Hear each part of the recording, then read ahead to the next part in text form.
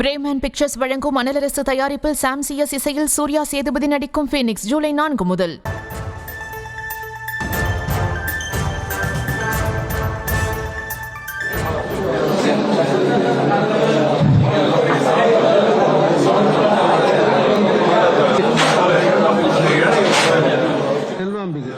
சென்னை ராயப்பேட்டையில் இருக்கக்கூடிய அதிமுக தலைமை அலுவலகத்தில் அக்கட்சியினுடைய பொதுச் செயலாளர் எடப்பாடி பழனிசாமி அவர்கள் அண்ணா தொழிற்சங்கத்தை சேர்ந்த 171 நலிந்த தொழிலாளர்களுக்கு தலா 1 லட்சம் ரூபாய் குடும்ப நல நிதி உதவி வழங்கி வருகிறார். அது தொடர்பான அந்த காட்சிகளை நாம் தற்பொழுது நேரலையில் பார்த்து கொண்டிருக்கிறோம்.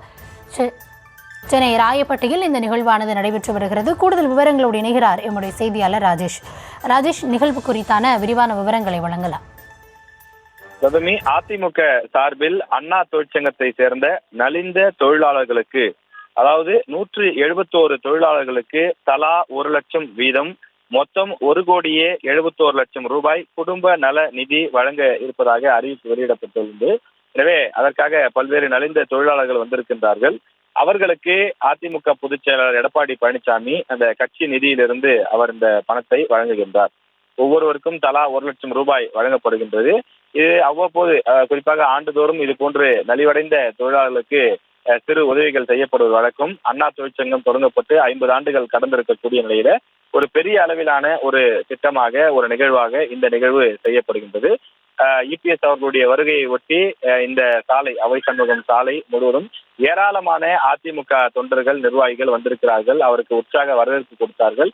இபிஎஸ் முன்னதாக சென்று தங்களுடைய கட்சி தலைவர்களான எம்ஜிஆர் மற்றும் ஜெயலலிதா ஆகியோரது சிலைகளுக்கு மலர் தூவி மரியாதை செலுத்தினார். அதன் பிறகு சென்று தற்போது இந்த நலிந்த தொழிலாளர்களுக்கு இந்த பண உதவியை அவர் செய்து வருகின்றார். இதன் பிறகு அந்த சுற்றுப்பயணம் செல்வது தொடர்பான ஆலோசனையிலும் அவர் ஈடுபட இருக்கின்றார். விரைவில் இந்த சுற்றுப்பயணம் தொடர்பான பாடல் வெளியீடு போன்றவையும் நடைபெற இருப்பதாக அதிமுக சார்பில் தெரிவிக்கப்பட்டுள்ளது.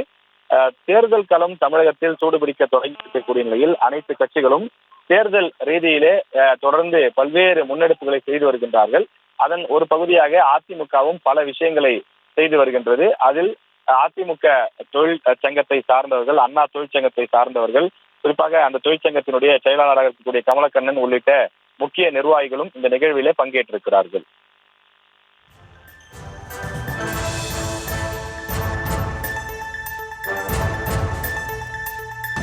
விவரங்களுக்கு நன்றி ராஜேஷ்.